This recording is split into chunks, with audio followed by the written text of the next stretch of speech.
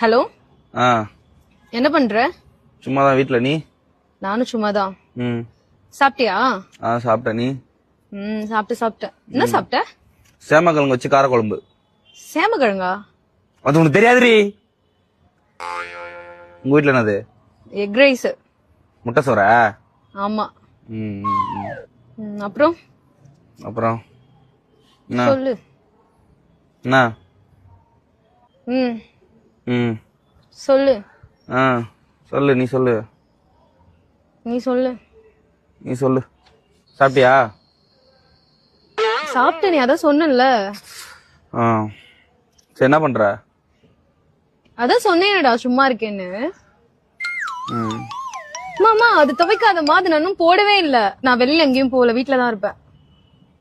சொல்றா. சொல்றி. என்ன பண்ற? மொட்டை மாடி தான், அதான் சொன்னேன்ல.